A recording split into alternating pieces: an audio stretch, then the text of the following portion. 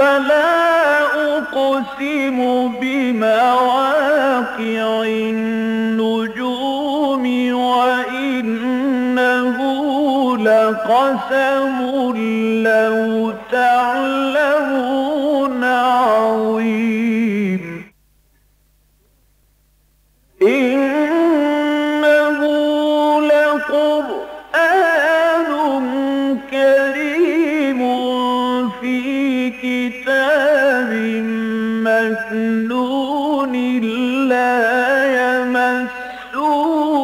إلا المطهرون تنزيل من رب العالمين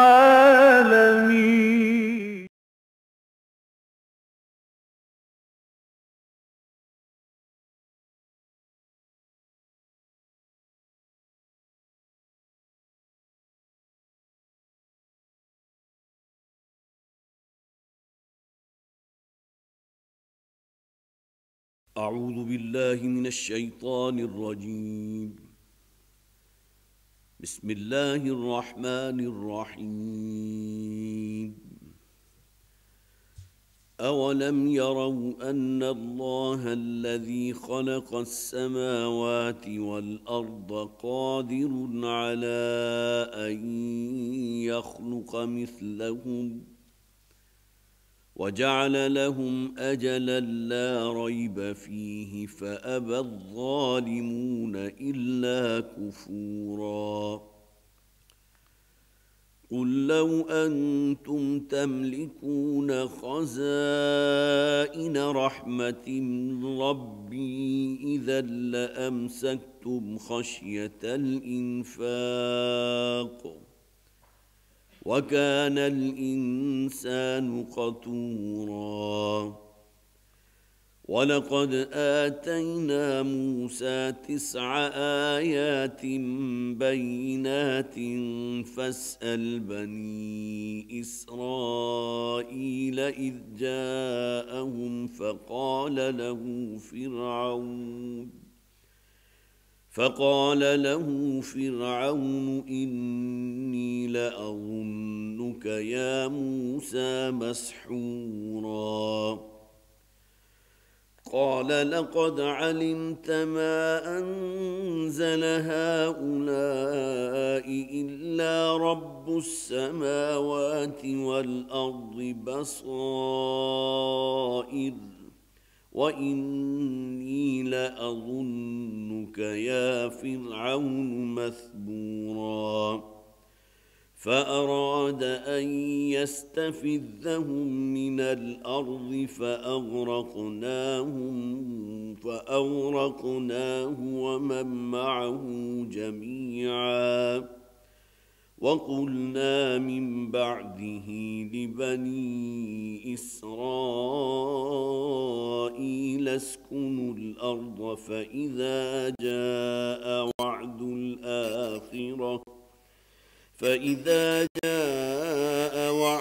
الآخرة جئنا بكم لفيفا. وبالحق أنزلناه وبالحق نزل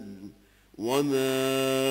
أرسلناك إلا مبشرا ونذيرا. وقرآنا فرقناه لتقرأه على الناس على مكث ونزلناه تنزيلا. قل آمنوا به أو لا تؤمنوا إن الذين أوتوا العلم من قبله إذا يتلى عليهم يخرون للأذقان سجدا ويقولون سبحان ربنا إن كان وعد ربنا لمفعولا. صدق الله العظيم. رب اشرح لي صدري ويسر لي أمري واحلل عقدة من لساني يفقه قولي. اللهم ألهمنا رشدنا واعصمنا من شرور أنفسنا اللهم ألهمنا رشدنا واعصمنا من شرور أنفسنا آمین یا رب العالمین۔ حضرات، آج اللہ کے فضل و کرم سے ہم سورہ بنی اسرائیل کے آخری رکوع پر ہیں، اور میں کوشش کروں گا کہ آج انشاءاللہ اس سورہ مبارکہ کی تکمیل ہو جائے، لیکن یہ ضرور چاہوں گا کہ چونکہ آج آخری درس ہے تو اس حوالے سے اس سورت کے بارے میں کچھ ایسی باتیں جو وقتاً فوقتاً میں آپ کے سامنے رکھتا رہا ہوں، بہت ہی اختصار کے ساتھ ان کا اعادہ کر دوں۔ سب سے پہلی بات تو یہ نوٹ کر لیجئے کہ قرآن حکیم کے بالکل وسط میں یہ مکی صورتوں کا ایک بہت خوبصورت جوڑا ہے، سورہ بنی اسرائیل اور سورہ کہف۔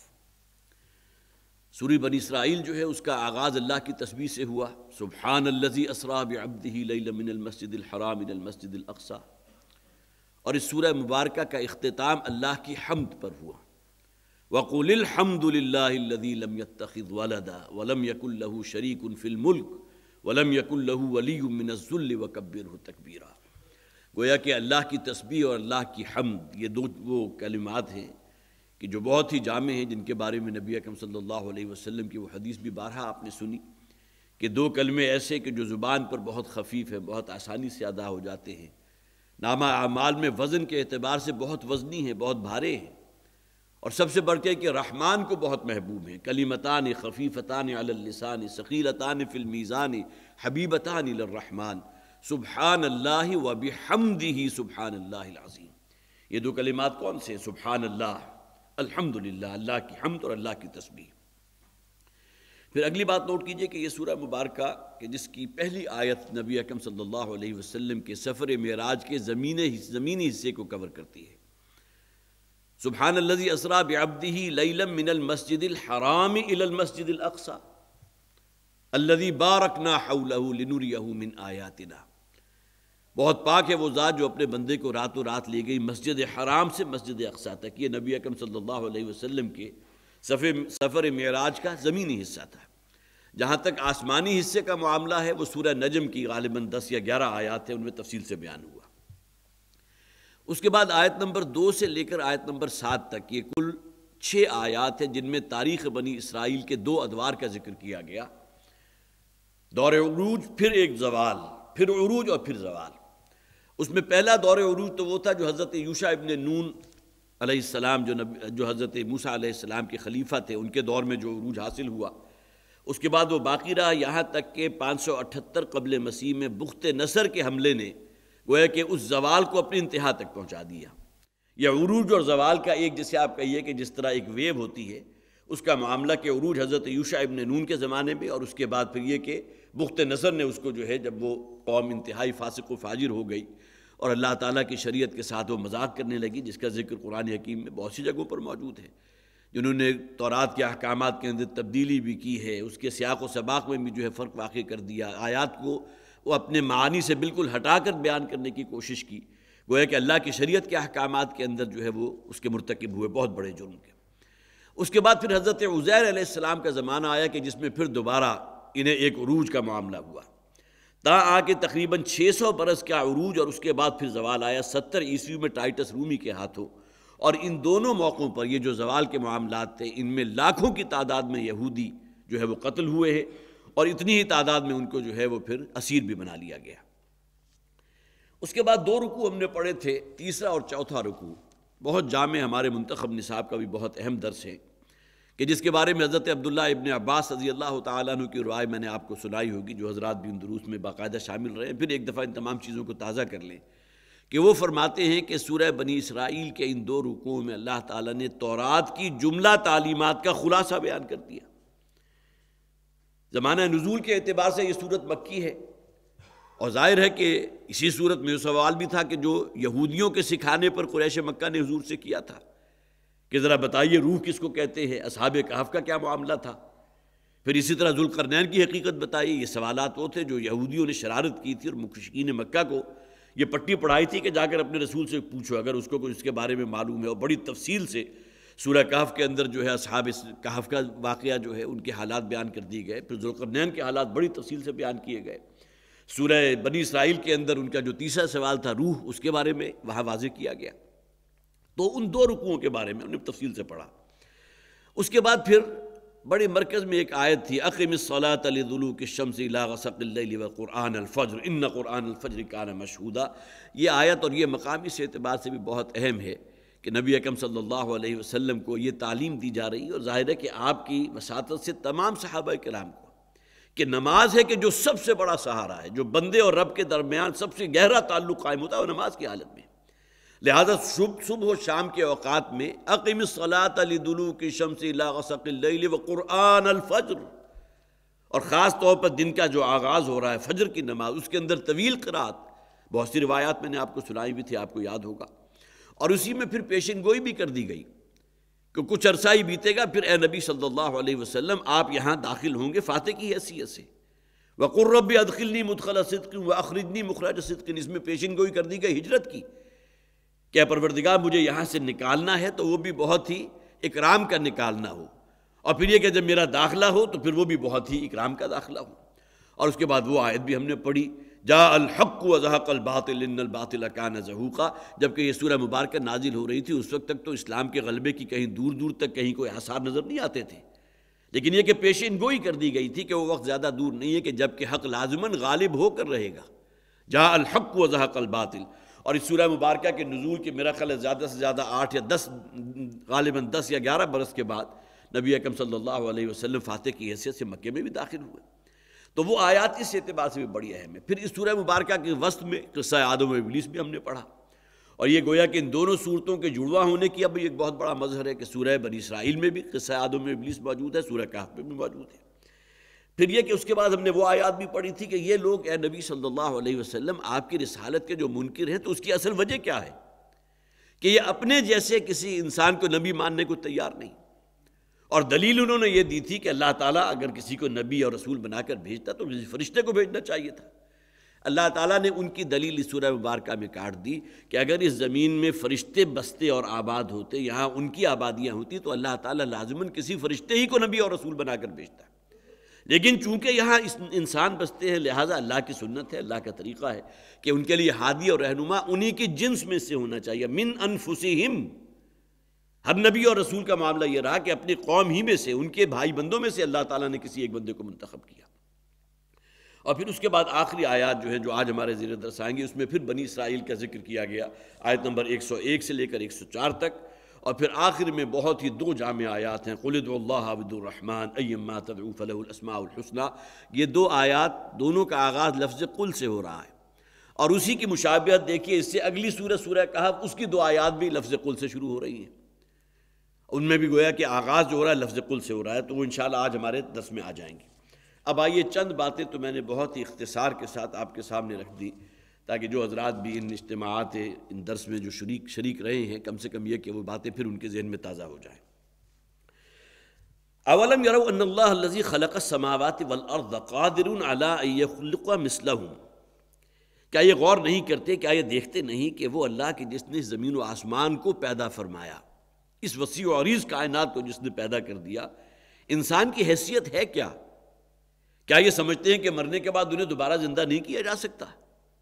وہ اللہ کی جس نے اس انتہائی وسیع و عریض کائنات کی تخلیق فرمائی ہے، کیا وہ اس پر قادر علی ان یخلق مثلہم، کیا اس پر قادر نہیں ہے کہ ان جیسا انہیں دوبارہ پیدا کر دے، ان جیسا انسان پھر دوبارہ پیدا کر دے؟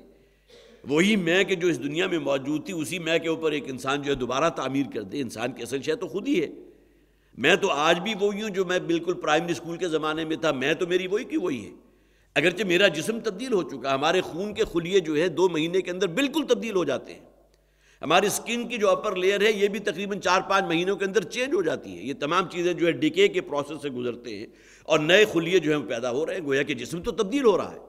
لیکن انسان کی خودی اور میں جو ہے وہ تو وہی موجود ہے جو بالکل آغاز سے اب تک ہے، اور پھر وہ اللہ تعالیٰ جو ہے اسی گویا کہ وہی خودی ہوگی، وہی میں ہوگی انسان کی، کہ جس کے اوپر اللہ تعالیٰ اس کی پھر تعمیر جدید کر دے گا۔ الا ان یخلق مثلہم، کہ وہ اللہ قادر ہے اس بات پر جس نے زمین و آسمان کو پیدا کیا، انہیں دوبارہ زندہ کر دے، ان کی مثل جیسے پیدا کر دے۔ وَجَعَلَ لَهُمْ أَجَلًا لَا رَيْبَ فِيهِ، اور پھر یہ کہ اللہ تعالیٰ نے ان کے لیے ایک وقت معین کر دیا ہے۔ آج تو بڑے مست ہیں اس دنیا کی شادمانی اور یہاں کی مسرتوں کو سمیٹنے میں، لیکن یہ معلوم ہونا چاہیے کہ وقت معین ہے، بس ایک مہلت عمر ہے جو اللہ نے دی ہے، اس کے بعد یہاں سے رخصتی ہے۔ لا ریب فیہ، وہ اجل ایسی ہے کہ جس کے بارے میں کوئی شک نہیں۔ زندگی کی سب سے بڑی حقیقت موت ہے، اس کے بارے میں کوئی انکار نہیں کر سکتا۔ اللہ کا انکار کرنے والے، فرشتوں کا انکار کرنے والے، نبی اور رسولوں کا انکار کرنے والے تو پیدا ہو گئے، لیکن آج تک کسی نے موت کا انکار کیا ہے؟ اجل لا ریب فیہ، وہ اجل معین جس کے بارے میں کوئی شک نہیں۔ فَأَبَى الظَّالِمُونَ إِلَّا كُفُورًا، لیکن اس سب کو دیکھنے اور سمجھنے کے باوجود یہ ظالم سوائے ان کے کفر اور سرکشی میں اور کسی شے میں اضافہ نہیں ہو رہا، وہ انکار کر رہے ہیں۔ قُل لَوْ أَنْتُمْ تَمْلِكُونَ خَزَائِنَ رَحْمَةِ رَبِّي إِذًا لَأَمْسَكْتُمْ خَشْيَةَ الْإِنفَاقِ، اے نبی ان سے کہہ دیجئے کہ اگر کہیں تم اس میرے رب کے خزانوں پر اس دنیا میں اگر کہیں تمہارے اوپر تمہارے تصرف میں دے دیے جاتے، یا یہ کہ تم اس کے مالک ہوتے، اذا لامسکتم خشیۃ الانفاق، تو تم تو اس کو روک کر رکھتے کہ کہیں سب کچھ خرچ نہ ہو جائے۔ انسان کا معاملہ یہ ہے، جو روپیہ پیسہ یا دولت اس کو حاصل ہو جاتی ہے وہ اس کو سینت کر رکھتا ہے، اس میں اضافے کے لیے تو تدبیریں کرتا ہے کہ وہ کہیں بینک میں ڈپازٹ کر دے تاکہ ہر سال بسال جو ہے اس کے اندر سود کی شکل میں اضافہ ہوتا رہے، کسی کو ادھار سود پر دے دے یا کوئی اور ذرائع ایسے اختیار کرے، فرض کیجئے بزنس میں لگا دے، صحیح ذریعہ ہے اس میں لگانا چاہیے، لیکن انسان کے اندر طلب تو اسی بات کی ہے نا کہ اس کے اندر اضافہ ہو، وہ تو نہیں چاہتا کہ اس کے اندر کمی واقع ہو، سوائے ان لوگوں کے کہ جن کے اندر واقعتاً ایمان موجود ہے، جنہیں یقین ہے کہ اس دنیا میں اپنے ہاتھ سے جو وہ صرف کریں گے اللہ کے لیے، اللہ کے دین کے لیے، خلق خدا کے لیے، تو وہ یقیناً ان کا اللہ کے ہاں جو ہے وہ جمع ہوگا، اور اللہ تعالیٰ اس کے 70 گنا 700 گنا تک جو ثواب عطا فرمائیں گے۔ تو اگر اس زمین کے خزانے کہیں ان کے ہاتھ میں دے دیے جاتے تو وہ تو اس کو بند کر لیتے اس کا منہ، کہ کہیں اس سب کا مان خشیۃ الانفاق، سب کچھ کہیں خرچ نہ ہو جائے۔ وَكَانَ الْإِنسَانُ قَتُورًا، اور انسان جو ہے وہ تو اپنے دل کا بہت ہی تنگ ہے۔ وَلَقَدْ آتَيْنَا مُوسَىٰ 9 آیَاتٍ بَيِّنَاتٍ، اور ہم نے موسیٰ علیہ السلام کو 9 نشانیاں عطا فرمائی تھیں جو بہت واضح معجزات بھی تھے، نشانیاں بھی تھیں، اور اس کے بارے میں نوٹ کر لیجیے، مجھے مختلف تفاسیر کے اندر ان 9 معجزات کا جو ذکر ہے، تو اگر ہم انہیں معجزے تصور کریں تو اس کے اندر کیا شے آتی ہے؟ عصا ہے، ید بیضا ہے، پھر یہ کہ جادوگروں کے ساتھ جو ایک مقابلہ ہوا تھا جس میں جو ہے حضرت موسیٰ علیہ السلام نے اپنے عصا جب اپنا زمین پر ڈالا تھا تو اژدہے کی شکل میں اختیار کیا تھا، اور اس کے بعد تمام وہ جو سپولیاں تھیں اور چھوٹے چھوٹے جو سام تھے ان تمام کو نگل گیا تھا۔ اس کے بعد پھر یہ ہے کہ چٹان سے چشموں کا برآمد ہو جانا، یہ بہت بڑا معجزہ، اگر معجزہ ہم اس کو شمار کرتے ہیں، 9 آیات بینات، لیکن ایک اور تعبیر بھی ہے کہ یہاں آیات سے مراد نشانیاں بھی ہو سکتی ہیں۔ سمندر کا پھٹ جانا یہ بھی معجزہ تھا۔ اس کے علاوہ پھر یہ ہے کہ بادلوں کا ایک سایہ کی شکل میں ان لوگوں کے اوپر جبکہ وہ صحرا کا سفر کر رہے تھے ان کے سروں کے اوپر سایہ فکن ہو جانا، پھر اسی طرح من و سلوہ جو ہے اس کا نزول ہوا ہے، اسی طرح تورات جو انہیں دی گئی تو تختیوں پر لکھی ہوئی دی گئی، یہ بھی ایک معجزہ تھا۔ نبی اکرم صلی اللہ علیہ وسلم کو جو قرآن دیا گیا تو اس طرح تحریری شکل میں یا تختیوں کے اوپر کندہ یا ایمبوس تو نہیں دیا گیا، تو نبی اکرم صلی اللہ علیہ وسلم کی زبان پر اس کو قرآن کو جاری کر دیا گیا وحی کے بعد۔ اور اسی طرح اور بہت سے مختلف عذاب تھے جنہیں معجزات کہا جائے، تو 9 معجزے تو یہ بنتے ہیں جن کے اندر یہ تمام چیزیں آ گئیں۔ لیکن اگر ہم اس سے 9 نشانیاں مراد لیں تو 9 نشانیوں میں بھی ہمارے مفسرین نے لکھا ہے کہ عصا تو وہیں کا وہیں ہے، وہ جو اژدہا میں تبدیل ہو جاتا تھا بہت بڑی نشانی ہے، اسی طرح پھر ید بیضا ہے، جادوگروں کا ہے، پھر قحط کا معاملہ جس کا ذکر قرآن میں آیا، 2 مقامات پر جو ہے ان نشانیوں کا ذکر کیا گیا، جبکہ بنی اسرائیل کو جھنجھوڑا گیا تھا کہ شاید کہ یہ جو اپنے رب کی طرف رجوع کریں۔ حضرت موسیٰ علیہ السلام کے پاس آتے بھی تھے اور کہتے تھے ذرا اپنے رب کو پکارے ہم سے اس بلا کو اور یہ جو مصیبت ہے اس کو دفع کر دے۔ حضرت موسیٰ علیہ السلام دعا کرتے تھے، وہ عذاب ان پر سے اللہ تعالیٰ اٹھا لیتا تھا، اس کے باوجود پھر وہ سرکشی کرتے تھے، ایمان نہیں لاتے، پھر نیا عذاب مسلط ہو جاتا تھا۔ تو وہ جو مختلف عذاب آئے وہ نشانیاں تھیں جن کے اندر چیچڑیوں کا عذاب بھی تھا، اسی طرح ٹڈی دل بھی آیا تھا، اسی طرح مینڈکوں کا عذاب بھی آیا تھا، خون کا عذاب بھی آیا تھا۔ یہ 9 نشانیاں اس اعتبار سے بنتی ہیں۔ ایک اور روایت ترمذی شریف میں ہے، حضرت صفوان ابن معسل رضی اللہ تعالیٰ عنہ سے روایت ہے کہ وہ فرماتے ہیں کہ نبی اکرم صلی اللہ علیہ وسلم سے ایک یہودی نے سوال کیا تھا کہ آپ یہ بتائیے کہ موسیٰ علیہ السلام کو کون سے 9 احکامات دیے گئے تھے؟ وہاں گویا کہ 9 کا ذکر ہے لیکن احکامات کے ساتھ، 9 آیات بینات، یہاں 9 آیات بینات سے ایک مراد بعض مفسرین نے یہ بھی لی ہے کہ 9 معجزات جن کا ذکر میں نے آپ کے سامنے کیا، 9 نشانیاں جن میں وہ تمام عذاب بھی آئے، اور پھر یہ کہ 9 احکامات جو تورات کے تھے، اگرچہ 10 کمانڈمنٹس ہیں، 10 احکامات ہیں، لیکن اس روایت کے اندر 9 کا ذکر ہے۔ اس میں نبی اکرم صلی اللہ علیہ وسلم نے تمام گنوا دیے کہ شرک نہ کرو، اللہ کے ساتھ زنا نہ کرو، قتل نہ کرو، چوری نہ کرو، جادو نہ کرو، اسی طرح پاک دامن عورتوں پر تہمت نہ لگاؤ، اسی طرح میدان جنگ سے فرار اختیار نہ کرو، اس کے علاوہ 2 اور بھی تھے، کم نہ تولو، اور اسی طرح جو ہے کسی معاملے میں دوسرے پر زیادتی نہ کرو۔ تو اس یہودی نے فوری طور پر گواہی دی، معلوم ہوتا ہے کہ وہ تورات کا عالم تھا اور جانتا تھا تورات کے اندر یہ باتیں موجود ہیں، اور کہیں ممکن ہے کہ کسی ایک چیپٹر کے اندر جو ہے بالکل بیک وقت یہ 9 باتیں اسی طرح آئی ہوں۔ تو اس نے فوری طور پر کہا کہ میں گواہی دیتا ہوں کہ آپ سچ کہہ رہے ہیں، آپ اللہ کے رسول ہیں۔ اس موقع پر حضرت صفوان کہتے ہیں کہ میں نے اس سے سوال کیا، پھر ایمان کیوں نہیں لاتے اللہ کے رسول پر؟ تو اس پر اس نے کہا کہ مجھے اندیشہ یہ ہے کہ اگر میں کہیں ایمان لے آیا تو بقیہ یہودی میرے تکہ بوٹی کر دیں گے، مجھے قتل کر دیں گے۔ یہ گویا کہ ان یہودیوں کی طرف سے بھی یہ دہشت پھیلائی گئی تھی کہ ہمارے یہودیوں، انہیں تو خوب معلوم تھا نبی اکرم صلی اللہ علیہ وسلم کی، ان کی علامات اور نشانیاں تورات میں موجود تھیں، اور جب اس نے بغرض امتحان نبی اکرم صلی اللہ علیہ وسلم سے اس یہودی نے سوال کیا جس کے راوی حضرت صفوان ابن معصل ہیں رضی اللہ تعالیٰ عنہ، اور جب حضرت صفوان نے ان سے پوچھا کہ تم کیوں ایمان نہیں لاتے، تو اس پر اس نے کہا کہ اگر ہم ایمان لے آئے تو بقیہ یہودی ہمیں قتل کر دیں گے۔ گویا کہ انہیں وہاں پہلے سے وارن کر دیا گیا تھا، تم جانتے ہو خوب کہ اللہ کے رسول ہیں، لیکن یہ کہ اگر تم ان پر ایمان لائے تو پھر تمہاری خیر نہیں۔ تو 9 آیات بینات، یہ 3 یہاں چیزیں جو ہیں مختلف تفاسیر کے اندر موجود ہیں، ان کے تینوں کا ذکر میں نے آپ کے سامنے کر دیا۔ فَاسْأَلْ بَنِي إِسْرَائِيلَ إِذْ جَاءَهُمْ، تو ذرا بنی اسرائیل سے پوچھئے کہ جب حضرت موسیٰ علیہ السلام آئے تھے ان کے پاس اور وہ بڑی واضح معجزات اور نشانیاں لے کر آئے تھے، فَقَالَ لَهُ فِرْعَوْنُ إِنِّي لَأَظُنُّكَ يَا مُوسَىٰ مَسْحُورًا، تو آل فرعون اور فرعونیوں نے یہ کہا تھا اے موسیٰ ہمارا تو یہ گمان ہے کہ تم مسحور ہو چکے ہو، معلوم ہوتا ہے کہ تم بڑی بہکی باتیں کر رہے ہو، تمہارے اوپر کوئی اعصاب ہو گیا یا یہ کہ کسی اور شیطان نے تمہارے اوپر تسلط کر لیا ہے، اس قسم کی باتیں تم کر رہے ہو۔ لیکن مسحور سے یہ بھی مراد لی جا سکتی ہے جسے ہم کہتے ہیں کہ اگرچہ یہ مفعول کا صیغہ لیکن فاعل بھی مراد لی جاتی ہے۔ ایک تفسیر کے اندر اس بات کا ذکر ہے مسحور سے مراد وہ شخص کے جو جادوگر ہو، ایک وہ کہ جس کے اوپر آسیب کا سایہ ہو چکا، وہ تو مسحور ہے مفعول کے وزن پر، لیکن مسحور سے مراد یہاں حواشی کے اندر بھی ذکر اس کا موجود ہے کہ یہاں مراد جادوگر بھی لی جا سکتی ہے۔ اور ظاہر حضرت موسیٰ علیہ السلام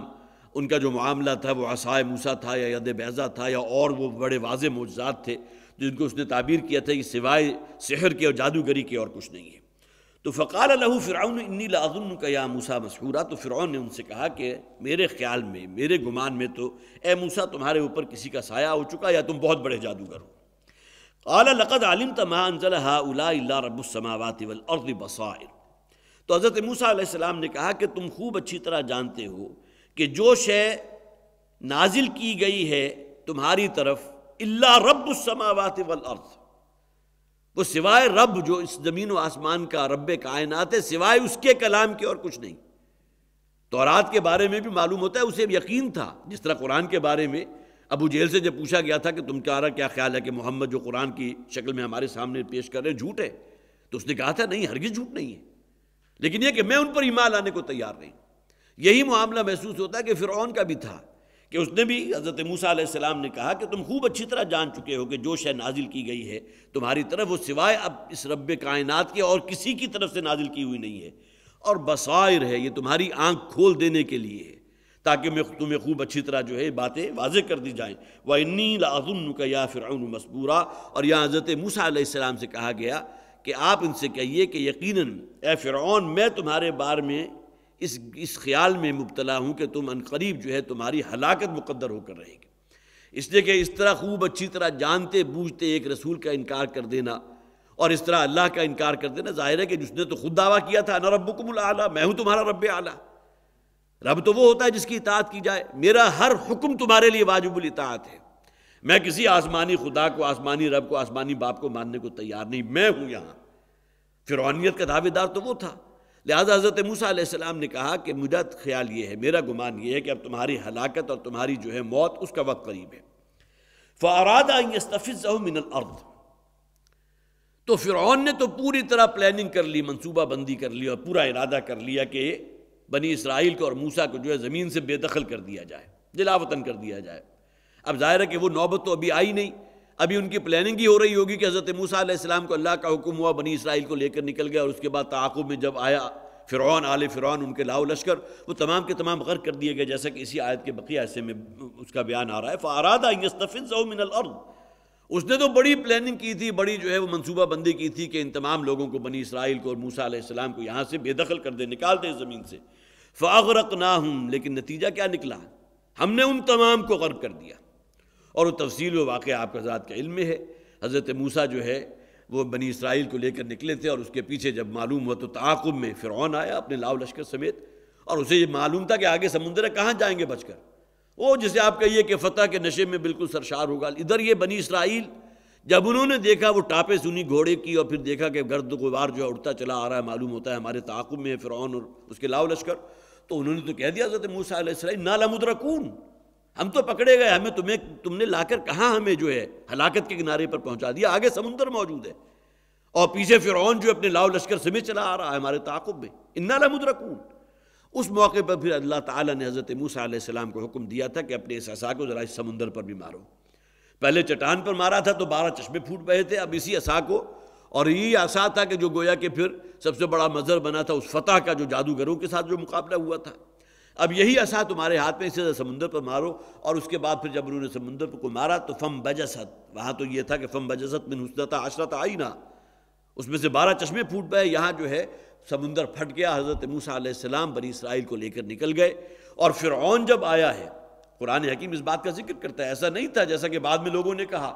کہ شاید کوئی مد و جزر کا معاملہ تھا، جو معجزات کے انکار کرنے والے ہیں۔ جب فرعون آیا تھا تو اس وقت جو ہے وہ گویا کہ سمندر مد کی حالت میں آ گیا، اس سے پہلے جزر کی حالت میں تھا، جزر کی حالت میں سمندر پیچھے ہوتا ہے۔ حضرت موسیٰ علیہ السلام بنی اسرائیل کو لے کر نکل گئے۔ بعض عقل کے اندھے جو باتیں کرتے ہیں تو اس قدر بے وقوفوں والی باتیں کرتے ہیں۔ مد و جزر کا کہیں کوئی امکان ہے؟ مد و جزر میں یہ تو نہیں ہوتا کہ سمندر اپنے رستے کو چھوڑ دے اور اس سمندر کو پاٹ کر کوئی شخص نکل جائے یا پوری قوم نکل جائے۔ مد و جزر میں تو یہ ہوتا ہے، یا اس کا مشاہدہ جو حضرات کراچی کے رہنے والے انہوں نے سنا کیا بھی ہوگا، کہ بہت سے مہینے ایسے آتے ہیں جب کہ سمندر بہت پیچھے چلا جاتا ہے، لیکن یہ کہ پھر اس کے بعد معلوم ہوتا ہے کوئی زمین کی کوئی کروٹ ہے، یا یہ کہ اللہ تعالیٰ کا کوئی نظام ہے، کشش ثقل کا کوئی نظام ہے، کہ بعض اوقات سمندر جو ہے بالکل کناروں تک، اور معلوم ہوتا ہے کہ کناروں سے بھی باہر آ جائے گا، اور اسے دیکھ کر خوف آیا کرتا ہے۔ اس قسم کی کیفیات ہوتی ہیں۔ تو مد و جزر کا معاملہ نہیں تھا۔ جو لوگ یہ کہتے ہیں تو ان کے تو عقل کا ماتم کرنا چاہیے۔ لہذا قرآن نے اس بات کو بھی بیان کر دیا، وَكَانَ كُلُّ فِرْقٍ كَالطَّوْدِ الْعَظِيمِ، سمندر اس طرح تقسیم ہوا تھا کہ ہر حصہ سمندر کا جو تھا ایک پانی کے تودے کی طرح کھڑا ہوا تھا، ایسا نہیں تھا کہ کوئی مد و جزر کا معاملہ ہو۔ تو فَأَغْرَقْنَاهُمْ وَمَن مَّعَهُ جَمِيعًا، تو ہم نے اس کو بھی اور پھر جو اس کے ساتھی تھے، جو ان کے ساتھ تھے، جو لاؤ لشکر والے تھے، ان سب کو غرق کر دیا۔ آئے تھے بڑے کہ گویا کہ آگے سمندر ہے، موسیٰ وہاں پھنسے کھڑے ہوں گے، اب ان کو اب گاجر مولی کی طرح ہم کاٹیں گے، ختم کر دیں گے بنی اسرائیل کو۔ اب تک کا جو بھی انتقام تھا موسیٰ کے خلاف یا بنی اسرائیل کے خلاف، ان تمام کا جو ہے بدلہ ہم لیں گے۔ اور کجا معاملہ ان کے ساتھ یہ ہوا کہ اللہ تعالیٰ فرماتے ہیں فَأَغْرَقْنَاهُ وَمَن مَّعَهُ جَمِيعًا، اس کو فرعون کو بھی اور جو اس کے لاؤ لشکر تھے سب کو ہم نے غرق کر دیا۔ وَقُلْنَا مِن بَعْدِهِ لِبَنِي إِسْرَائِيلَ اسْكُنُوا الْأَرْضَ، اور اس کے بعد اب اس سمندر سے نکلنے کے بعد گویا کہ وہ رستہ اللہ تعالیٰ نے بنا دیا، اس کے بعد پھر بنی اسرائیل جا کر آباد ہوئے ہیں۔ درمیان میں بڑے مراحل آئے ہیں، اس کا ذکر جو ہے سورہ بقرہ میں بھی موجود ہے، اور بھی بہت سے مواقع پر بہت سے سیلینٹ ان کے واقعات، ان کا ذکر بھی قرآن میں موجود ہے۔ لیکن یہاں ایک اجمالی تبصرہ کر دیا گیا ہے، اسکن الارض، جا کر اب زمین میں آباد ہو جاؤ۔ فَإِذَا جَاءَ وَعْدُ الْآخِرَةِ جِئْنَا بِكُمْ لَفِيفًا، جب وہ آخری وعدے کا وقت آئے گا تو ہم تم سب کو لپیٹ کر لے آئیں گے، سمیٹ کر لے آئیں گے۔ اب یہاں ایک مراد تو وہ ہے جو تمام مفسرین نے لی ہے کہ وعد الآخرہ سے مراد قیامت کا وعدہ۔ اب وہ وعدہ تو وہ ہے کہ جس دن صرف یہودی تو نہیں آئیں گے، تمام انسان کشا کشا کھچے ہوئے چلے آئیں گے بارگاہ خداوندی کے سامنے، عدالت خداوندی کے کٹہرے میں، وہ تو ہر شخص آئے گا۔ لیکن یہ کہ ایک مراد جو یہاں لی گئی ہے وعد الآخرہ سے مراد وہ قیامت سے پہلے کا جو آخری وعدہ، آخری عذاب جو ان پر نازل ہونے والا ہے۔ اس لیے کہ ان لوگوں نے اپنی دانش میں حضرت مسیح علیہ السلام کو سولی پر چڑھا دیا، انہیں باسٹرڈ قرار دیا، اور جو کچھ کہہ سکتے تھے، جو بک سکتے تھے ان کے خلاف بکا، اور بالآخر یہ کہ انہیں جو ہے سولی پر چڑھا کر دم لیا۔ تو یہ مجرم ہیں، اگرچہ اللہ تعالیٰ فرماتے ہیں کہ انہوں نے سولی پر نہیں چڑھا تھا، وما قتلوہ وما صلبوہ ولکن شبہ لہم، اپنی دانش میں تو انہوں نے چڑھا دیا، لیکن نہ حضرت عیسیٰ علیہ السلام سولی چڑھے ہیں، نہ انہیں قتل کیا گیا، بلکہ اللہ تعالیٰ نے اس پورے معاملے کو ان کے لیے مشتبہ بنا دیا۔ اور اس کی تفصیل آپ میں سے بہت سے حضرات نے سنی ہوگی کہ وہ برنباس نامی جو انجیل بعد میں برآمد ہوئی تھی، اس کے اندر تفصیل سے واقعہ موجود ہے کہ انہی کا ایک حواری تھا کہ جس نے مخبری کی تھی، اور اللہ تعالیٰ نے عین اس وقت کہ جب کہ وہ لے کر آیا تھا رومی سرداروں کو اور رومی جرنیلوں کو کہ میں جب کہوں گا، جس شخص کو میں کہوں یا سیدی، تو فوری طور پر تم سمجھ لینا کہ یہ عیسیٰ علیہ السلام ہیں۔ ان جرنیلوں نے شاید ممکن ہے کہ حضرت عیسیٰ علیہ السلام کو دیکھا نہ ہو، تو ان کو گرفتار کر لینا۔ تو اب اس کے اندر تفصیل سے موجود ہے کہ عین اس وقت جب کہ یہ حواری آیا ہے ان کی جسے مخبری کرتا ہوا وہاں تک لے آیا کہ جس سرائے کے اندر یا جس تہہ خانے کے حضرت عیسیٰ علیہ السلام اپنے ان حواریین کے ساتھ موجود تھے، اور وہاں آ کر جیسے ہی اس نے یا سیدی کہا، اللہ تعالیٰ نے اس شخص کی شکل حضرت عیسیٰ علیہ السلام کی بنا دی، اور حضرت عیسیٰ علیہ السلام کو سچ ان کے جو بھی وہاں سائبان تھا یا چھت تھی وہ پھٹی، اور حضرت عیسیٰ علیہ السلام کو اوپر اٹھا لیا۔ رفعہ اللہ الیہ، قرآن میں ذکر موجود ہے، سورہ آل عمران میں اللہ تعالیٰ نے انہیں اٹھا لیا۔ اب یہ شخص تھا کہ جو بالکل بعین ہی وہی شکل جو حضرت عیسیٰ علیہ السلام کی تھی اس حواری کی بنا دی گئی۔ نتیجتاً جتنے بھی حواری تھے، جب کھڑکھڑاہٹ ہوئی اور رومی جرنیل جب اندر آئے، انہوں نے اٹھ کر دیکھا تو یہی موجود تھے۔ انہوں نے یا سیدی ان کو کہا، انہیں پکارا کہ کیا معاملہ ہے۔ اب رومیوں نے فوری طور پر اسے پکڑ لیا، جس کی شکل تبدیل کر دی گئی تھی، جسے قرآن کہتا ہے وَلَٰكِن شُبِّهَ لَهُمْ، نہ تو انہوں نے حضرت عیسیٰ علیہ السلام کو سولی پر چڑھایا، نہ انہیں قتل کیا، بلکہ اللہ تعالیٰ نے اس پورے معاملے کو ان کے لیے مشتبہ بنا دیا ہے، خاص۔ اللہ تعالیٰ علی کل شیء قدیر ہے، ہر شے کر سکتا ہے، اور حضرت عیسیٰ علیہ السلام کو چھت پھاڑ کر اپنے پاس اٹھا لیا، اور اس شخص کی شکل ان کی سی بنا دی گئی۔ پھر بالآخر جو اذیت ناک موت ہوئی ہے، جو سولی سے بڑھ کر اور اذیت ناک موت کسی کا آپ تصور نہیں کر سکتے، جسے آپ کہیے سسک کر مارنے والی سزا، وہ معاملہ اس شخص کے ساتھ ہوا ہے۔ تو وعد الآخرت جئنا بکم لفیفا، ان یہودیوں کے اوپر گویا کہ وہ جو ان کا جرم تھا ان کی سزا ابھی باقی ہے، لہذا اللہ تعالیٰ کی طرف سے یہ معاملہ ہوگا، حضرت عیسیٰ علیہ السلام ہی کا نزول ہوگا، وہی عیسیٰ کے جن کو انہوں نے اپنی دانست میں، یہ نہ سمجھیے کہ جرم چونکہ اس قوم کا تھا، یہ بعد میں آنے والے تو مجرم نہیں ہیں، لیکن یہ بھی اسی عقیدے کے حامل ہیں، ان کے اندر بھی نجاست اسی درجے میں ہے، مسلمانوں کی دشمنی، اللہ کے رسول کی دشمنی ان سے بڑھ کر ان کے اندر موجود ہے۔ آج جو کچھ ہو رہا ہے امت مسلمہ کے ساتھ، آپ کو معلوم ہے پیچھے اصل میں جسے آپ اعلیٰ کار تو بن رہی ہیں، امریکہ بن رہا ہے، نیٹو کی افواج بن رہی ہے، لیکن جسے آپ کہیے موٹیویٹنگ فورس پیچھے کون سی ہے؟ وہ تو یہود ہیں، جیوز ہیں، جن کے اندر اسلام کی دشمنی اور اللہ کے رسول کی دشمنی کوٹ کوٹ کر بھری ہوئی ہے۔ لہٰذا ان کو اب سزا ملے گی، حضرت عیسیٰ علیہ السلام کا نزول ہوگا، وہ رفع و نزول مسیح علیہ السلام جس کے ہم قائل ہیں، حضرت مسیح علیہ السلام کو رفع آسمانی کا تو کوئی انکار کر نہیں سکتا، قرآن حکیم میں اس کا ذکر موجود ہے، لیکن یہ کہ نزول کا ذکر اس انداز میں قرآن میں نہیں ہے جو بالکل انہی الفاظ میں بیان ہوا ہو، لیکن یہ کہ تمام چیزیں بتاتی ہیں، اور یہ منطقی بات جو ہے، یہ دلیل اپنی جگہ بڑی سالڈ ہے کہ ان یہودیوں کو سزا بھی حضرت عیسیٰ علیہ السلام کے ہاتھوں ملنی چاہیے، لہذا قیامت سے پہلے ان کا نزول ہوگا۔ اور یہ یہودی روایات میں آتا ہے کہ جس طرف حضرت عیسیٰ علیہ السلام نظر کریں گے یہودی پگھلتے چلے جائیں گے، جس طرح زمین میں جذب ہو گئے پگھل کر، کوئی موم بتی روشن ہے اور روشن ہونے کے بعد اس کی موم جو ہے پگھل جاتی ہے، اس طرح یہودی پگھلنے لگیں گے، اور ایک خاص قسم کا درخت جو ہے، خرقت غالباً اس کا نام ہے، اس کا ذکر آتا ہے حدیث میں کہ وہ ہوگا کہ جو شاید جس کے پیچھے پناہ لینا چاہیں گے، اور اس کے بعد میں شاید آپ نے یہ بات سنی بھی ہو یا پڑھی بھی ہو، انٹرنیٹ میں بھی اس کو بیان کیا گیا کہ اس خاص درخت کی انہوں نے کاشت کی ہے بہت زیادہ، اس لیے کہ انہیں بھی معلوم ہے کہ ہمارے ساتھ ایک معاملہ ہونے والا ہے، لہٰذا وہ درخت ان کو جو بچائے گا تو درخت کی آڑ لے کر کھڑے ہوں گے، جو اس کے نیچے ہوگا وہ اسے بچانے کی کوشش کرے گا، لیکن بہرحال اللہ تعالیٰ کے حکم کے سامنے تو کوئی شے کھڑی نہیں رہ سکتی۔ بالآخر وہی عذاب کا کوڑا جو ہے حضرت مسیح علیہ السلام کے ہاتھوں ان کی پیٹھ پر برسے گا۔ فَإِذَا جَاءَ وَعْدُ الْآخِرَةِ جِئْنَا بِكُمْ لَفِيفًا، تو دنیا میں جہاں کہیں بھی یہودی آباد ہیں ہم تمام کو سمیٹ کر ایک خطے میں جمع کر لیں گے، اور وہ خطہ ہے کہ جو وجود میں آ چکا ہے، اب تو نہیں بلکہ اب تو وجود میں آئے ہوئے 60 سال ہو گئے، بنی اسرائیل کی جو سلطنت ہے، وہاں پھر گویا کہ حضرت عیسیٰ علیہ السلام کا نزول ہوگا اور اللہ کا عذاب کا کوڑا ان کی پیٹھ پر برسے گا۔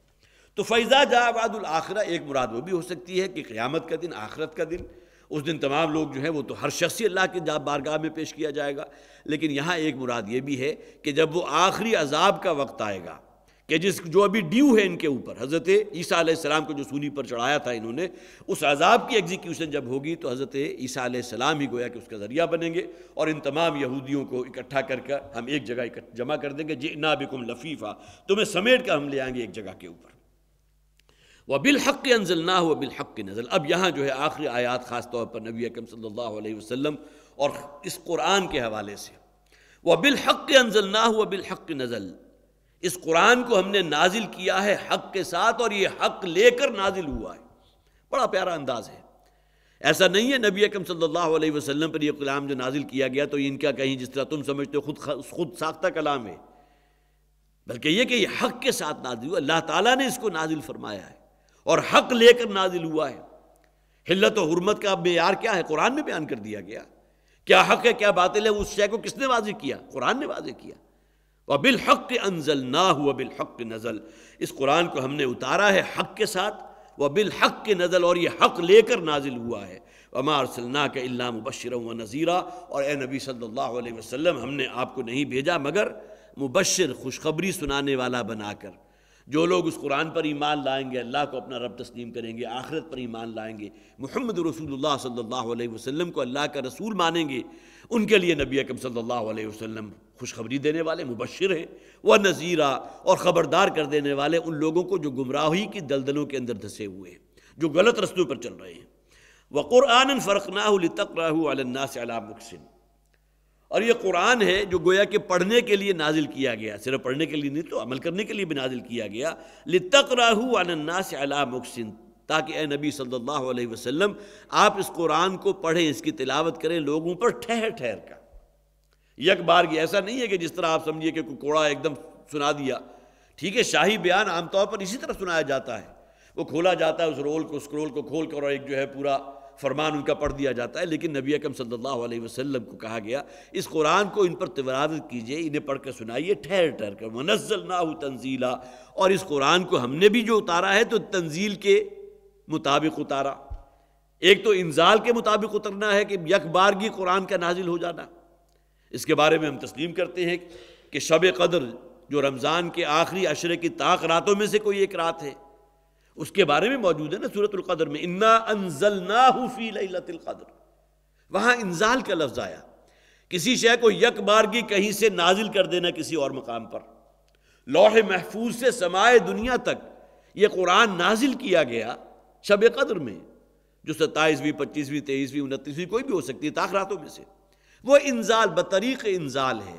لیکن بطریق تنزیل آگے سمائے دنیا سے محمد رسول اللہ صلی اللہ علیہ وسلم پر جو قرآن نازل ہوا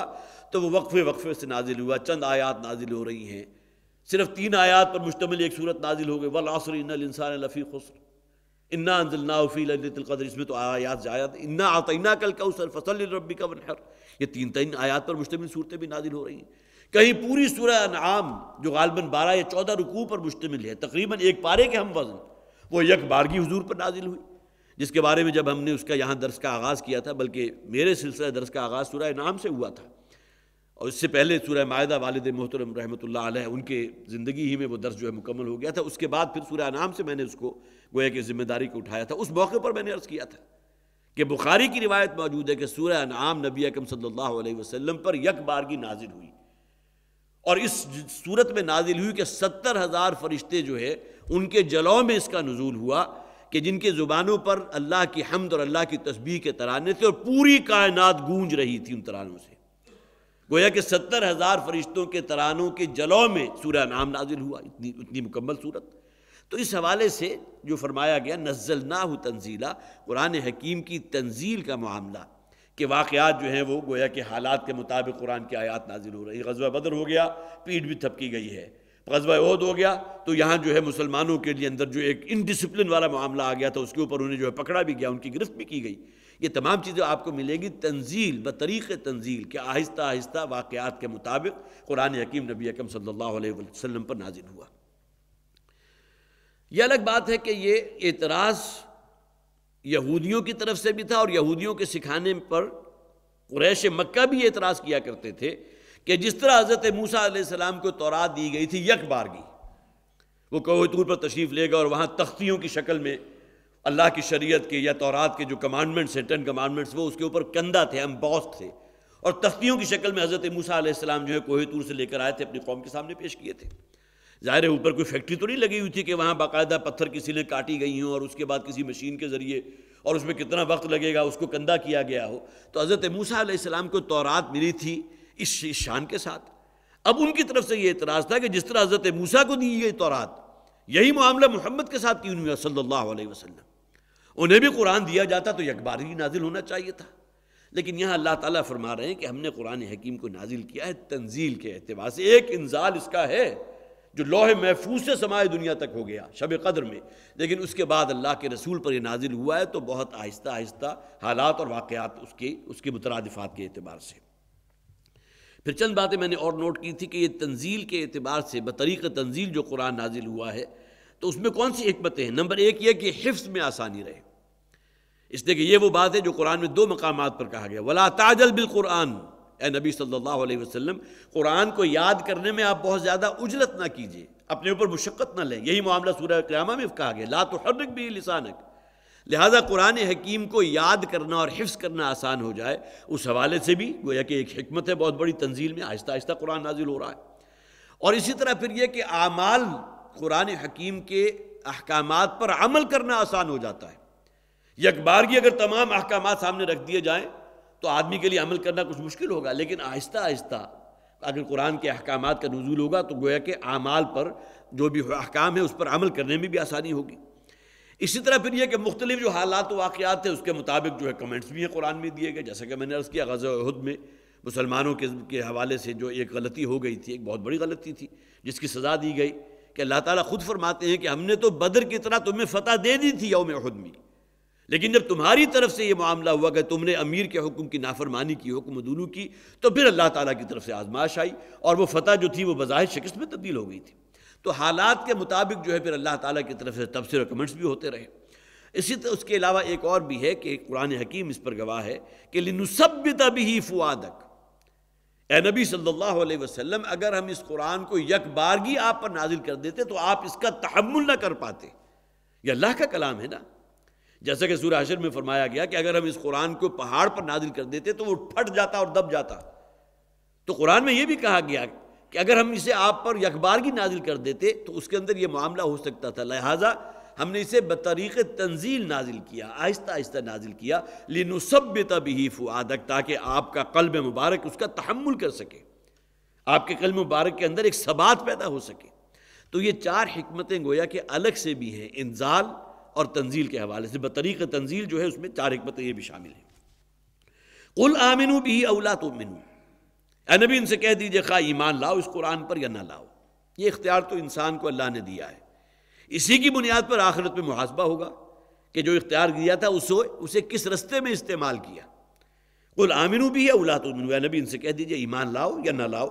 إِنَّ الَّذِينَ أُوتُوا الْعِلْمَ مِنْ قَبْلِهِ، یقیناً وہ لوگ کہ جنہیں علم دیا گیا تھا اس سے پہلے، یہاں مراد کون ہے؟ اہل کتاب، ان کے اوپر تو گویا کہ یہ سزا یا عذاب دوہرا ہونا چاہیے، انہیں خوب معلوم ہے اچھی طرح کہ محمد اللہ کے رسول ہیں صلی اللہ علیہ وسلم، انجیل میں اور تورات میں دونوں میں نشانیاں موجود ہیں۔ ان الذین اوتوا العلم من قبلہ اذا یتلی علیہم یخرون للاذقان سجدا، جب ان کے سامنے یہ قرآن حکیم جو ہے وہ تلاوت کیا جاتا ہے،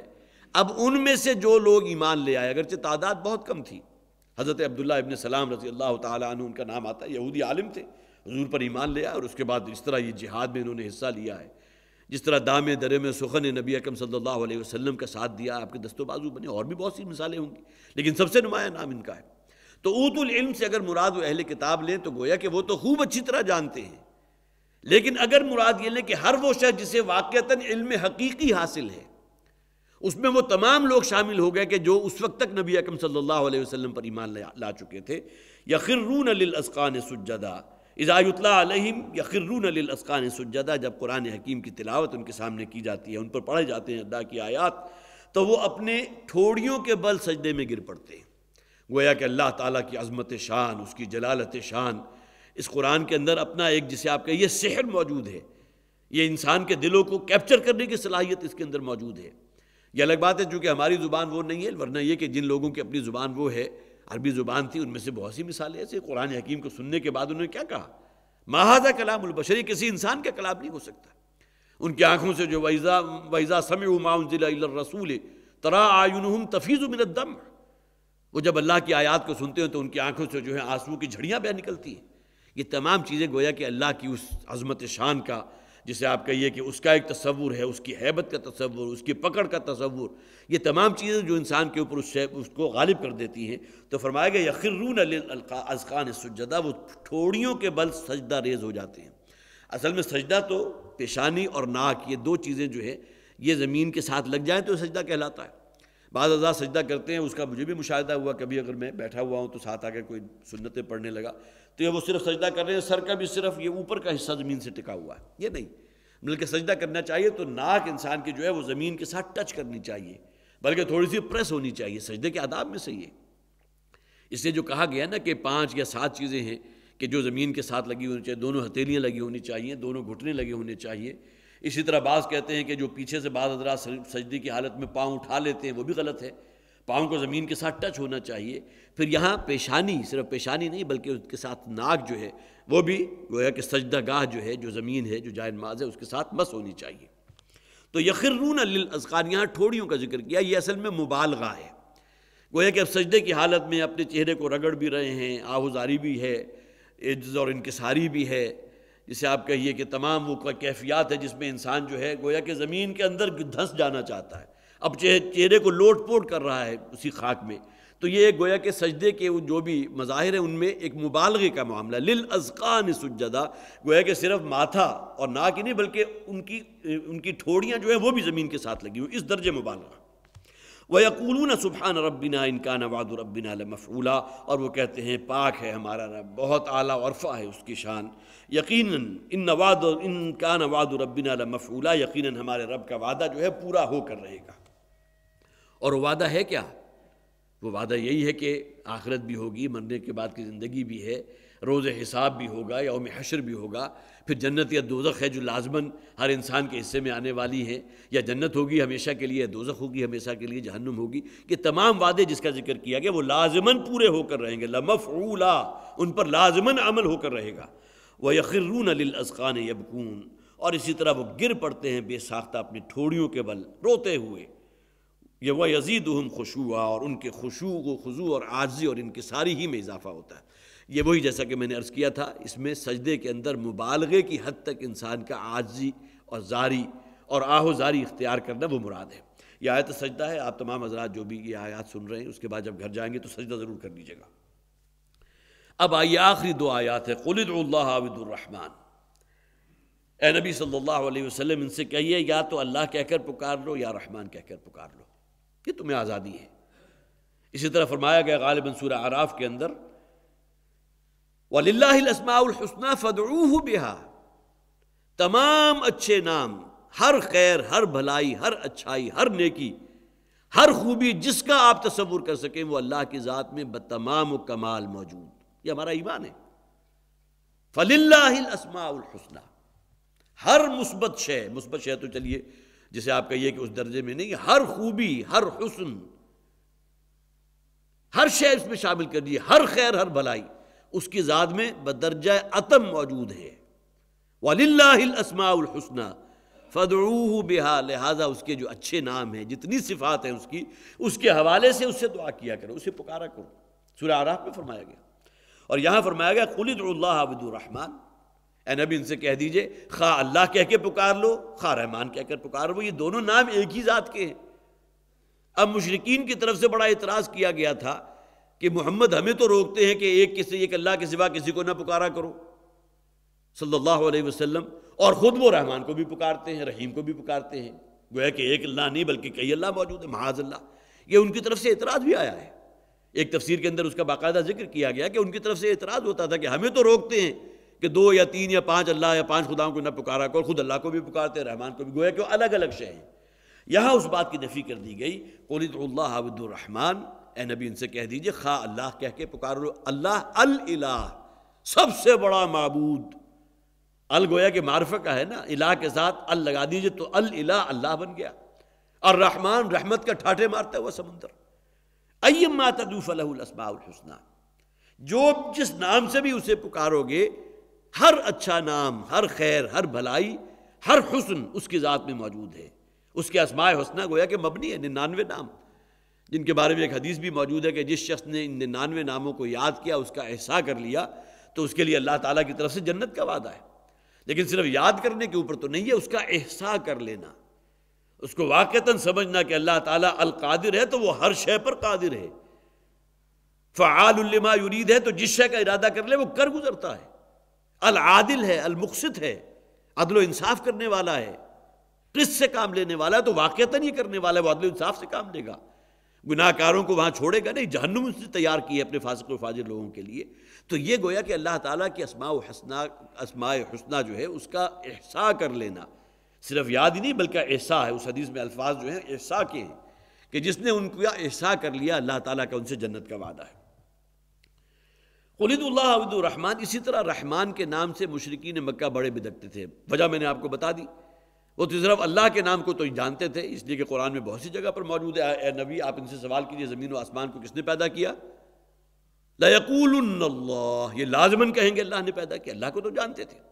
لیکن یہ کہ رحمان کے نام سے وہ گویا کہ اس حوالے سے بدعت کے بھی تھے، لہٰذا سورہ فرقان میں کہا گیا وَإِذَا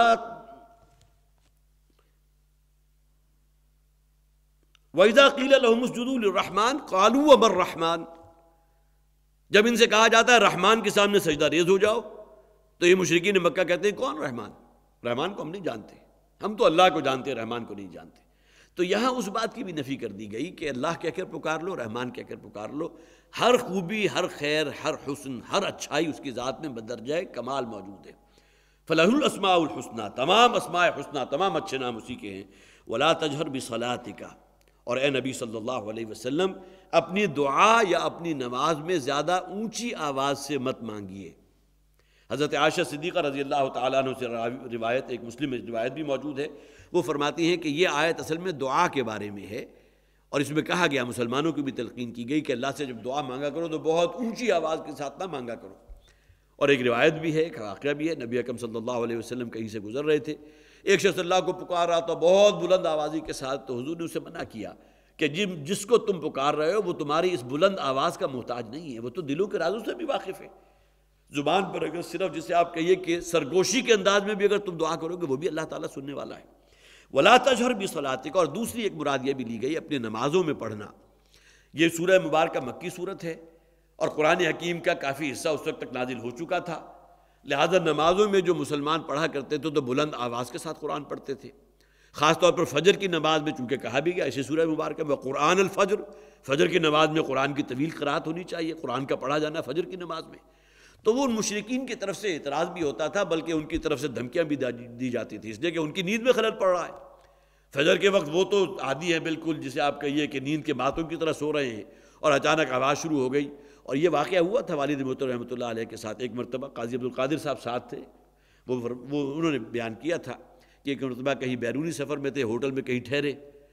تو جس ہوٹل میں ٹھہرے وہاں دو ساتھی اور بھی تھے، وہ جمع ہو گئے، فجر کی نماز ہوئی، تو ڈاکٹر صاحب کا انداز یہ تھا کہ نماز میں جب تلاوت کرتے تھے تو وہ پھر جسے ایک خطابی انداز ہوتا ہے اسی میں تلاوت کرتے تھے، اگرچہ پیچھے کھڑے ہونے والے مقتدیوں میں 3 یا 4 موجود تھے، لیکن ڈاکٹر صاحب نے فجر کی جو نماز شروع کی تو اس میں اسی انداز میں انہوں نے تلاوت شروع کر دی۔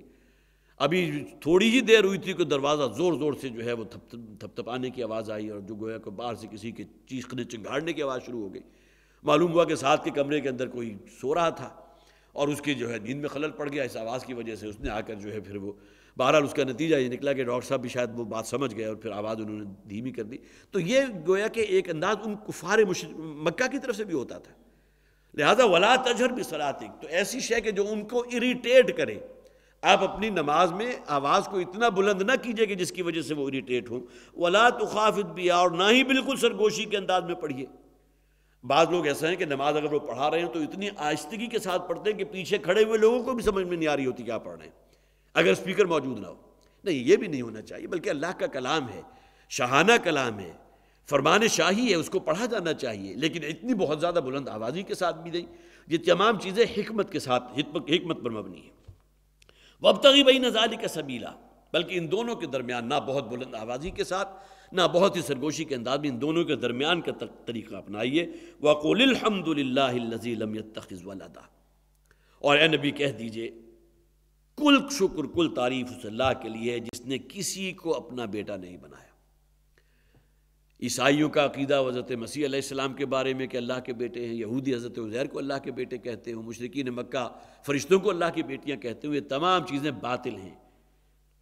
قل الحمد للہ الذی لم یتخذ ولدا، کل حمد، کل تعریف اس اللہ کے لیے ہے جسے کسی بیٹے کی حاجت نہیں ہے کہ وہ کسی کو بیٹا بناتا۔ ولم یکن لہ شریک فی الملک،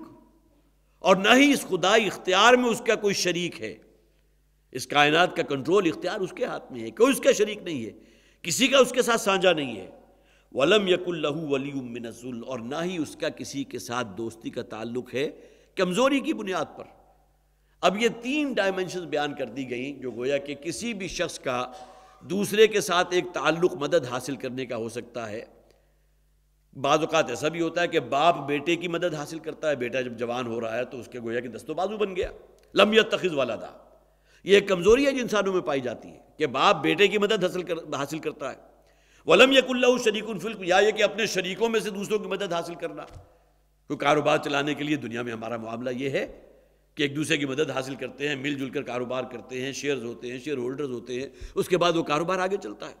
اللہ تعالیٰ کے ساتھ یہ کمزوری بھی نہیں ہے کہ اس کائنات اور اس سلطنت کو چلانے کے لیے اسے کہیں ضرورت پیش آئے اور سانجھا کرے اپنے خدائی اختیارات میں کسی اور کے ساتھ۔ وَلَمْ يَكُنْ لَهُ شَرِيكٌ فِي الْمُلْكِ وَلَمْ يَكُنْ لَهُ وَلِيٌّ مِّنَ الذُّلِّ۔ اور پھر انسانوں میں یہ بھی ہوتا ہے کہ کمزور شخص ہے تو کسی مضبوط یا بڑے آدمی یا جو ہیوز ہوتے ہیں ان کی مدد حاصل کرتا ہے۔ ان تینوں جہتوں کی ڈائمنشنز کی یہاں نفی کر دی گئی۔ لم يتخذ ولدا ولم يكن له شريك في الملك ولم يكن له ولي من الذل وكبره تكبيرا۔ اور اے نبی صلی اللہ علیہ وسلم آپ پر تو لازم ہے اس کی کبریائی کا اعلان کر دیجئے۔ تکبیر کسے کہیں گے؟ اللہ اکبر کہنا، یقیناً یہ کہنا ہے زبان کے ذریعے، لیکن یا وسعت افلاک میں تکبیر مسلسل یا خاک کی آغوش میں تسبیح و مناجات۔ یہ معاملہ جو ہے تکبیر کا، اللہ کو واقعتاً اس روئے ارضی پر اللہ ہی کا حکم سب سے غالب ہو، محسوس ہو رہا ہو جو خالق کائنات ہے اسی کے شریعت پر عمل ہو رہا ہے، انسان جو واقعتاً اس کی مخلوق ہے وہ اسی کی بندگی پر قائل ہے، تو وَكَبِّرْهُ تَكْبِيرًا، اور اس کی تکبیر کیجئے۔ گویا کہ یہاں نبی اکرم صلی اللہ علیہ وسلم کو بھی اللہ کے دین کی کبریائی اس کو نافذ کر دینا، اور جو لوگ بھی حضور کے نام لیوا ہیں ان پر بھی یہ شے لازم ہے کہ وہ اپنی زندگی اس جد و جہد کے ساتھ مزین کریں کہ وہ اللہ کی اس تکبیر رب جسے کہتے ہیں، اللہ کے نظام کو، اللہ کی شریعت کو بالفعل نافذ کر دینا اس روئے ارضی پر، اس کے لیے ہمت کریں، اس کے لیے کوشش کریں۔ ورنہ دعوت و تبلیغ کا معاملہ ہوتا تو نبی اکرم صلی اللہ علیہ وسلم کا مکی دور ہی اس کے لیے کافی تھا۔ پھر آپ جو ہے گھوڑے کی پشت کے اوپر سوار اور ننگی تلوار ہاتھ میں لیے ہوئے اور اپنے جانثاروں کی جسم و جان کی قربانی دیتے ہوئے نظر نہ آتے۔ وہ کس لیے تھا؟ یہ تکبیر رب کا فریضہ تھا جو نبی اکرم صلی اللہ علیہ وسلم پر، اور پھر یہ کہ آپ ہی کی وساطت سے گویا کہ ریشو پروپورشن کی بات ہے، ہر امتی جو اپنے آپ کو محمد رسول اللہ صلی اللہ علیہ وسلم کے ساتھ منسلک کرتا ہے، جوڑتا ہے، یہ تکبیر رب کا ایک فریضہ، اقامت دین کا فریضہ اس کے کاندھوں پر عائد ہوتا ہے، تاکہ اللہ کے ہاں جا کر ٹھیک ہے اس دین کو قائم کر دینا، اس کا اختیار تو اللہ نے کسی نبی اور رسول کو بھی نہیں دیا۔ حضرت نوح علیہ السلام 950 برس تک محنت کرتے رہے، کیا نتیجہ نکلا؟ جسے کہتے ہیں ڈھاک کے 3 پات، کوئی نتیجہ نہیں، معدود چند، ان کی تعداد 100 سے بھی کم تھی جو ان پر ایمان لائے، بعض روایات میں تو 18 سے زائد کی تعداد نہیں ہے۔ بالآخر کیا ہوا؟ اللہ تعالیٰ کی طرف سے عذاب آیا، آسمان سے مینہ برسا، زمین سے پانی پھوٹ بہا، پوری کی پوری قوم غرق کر دی گئی۔ طوفان نوح کو ہم اسی نام سے جانتے ہیں۔ لہٰذا اللہ تعالیٰ نے کسی نبی اور رسول کو بھی اختیار نہیں دیا کہ وہ بالفعل اس کو قائم کرے گا، لیکن یہ کہ بہرحال اس کے لیے کوشش کرنا فرض ہے۔ نہ مجھ پر اور آپ پر یہ سوال مسلط کیا جائے گا کہ تم نے دین کو قائم کیوں نہیں کیا، لیکن یہ ضرور پوچھا جائے گا کہ تم نے اس دین کے غلبے کے لیے جو جہد کی تو اس میں کتنا اپنا من کھپایا، اپنی جان کھپائی، اپنا جو اللہ نے جو تمہیں روپیہ پیسہ صلاحیتیں دی تھی کتنا کچھ اس میں کھپایا، اس کے بارے میں سوال ہوگا، اور اس کے لیے ہمیں ذہنی طور پر اللہ کی بارگاہ میں جواب دینے کے لیے تیار رہنا چاہیے۔ بارک اللہ لی ولکم فی القرآن العظیم ونفعنی وإیاکم بالآیات والذکر الحکیم۔